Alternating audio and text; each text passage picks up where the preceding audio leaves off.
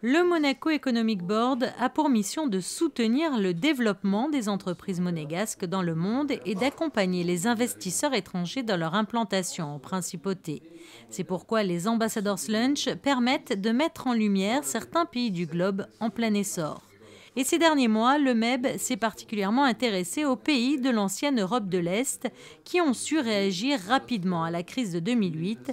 Et c'est donc la Bosnie-Herzégovine qui était mise à l'honneur ce mercredi à l'Automobile Club. Alors en Bosnie, vous avez beaucoup de choses. Vous avez par exemple un côté agricole qui est très développé, mais qui peut travailler avec nous au niveau trading. Et ça, c'est important, puisque c'est une de nos forces.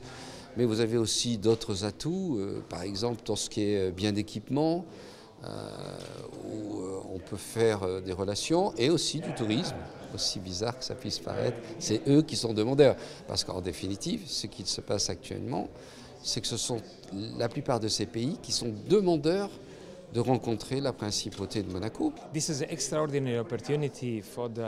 C'est une opportunité extraordinaire pour l'économie de la Bosnie et une opportunité majeure pour les investissements, car la Bosnie n'est pas un pays membre de l'Union européenne, mais elle n'en est pas moins un pays européen. Il serait donc de bon augure pour les personnes qui veulent investir de venir en Bosnie, car je vous prédis que dans les 10 prochaines années, elle rentrera dans l'Union européenne. Alors, pourquoi investir en Bosnie-Herzégovine? Pour de nombreuses raisons. Tout d'abord, de nombreux marchés sont en pleine expansion. Et puis aussi, le fait que la Bosnie soit un petit pays, ce qui est plutôt un avantage sur le plan économique, plutôt qu'un frein. Et puis, il y a un fort potentiel de compétitivité internationale.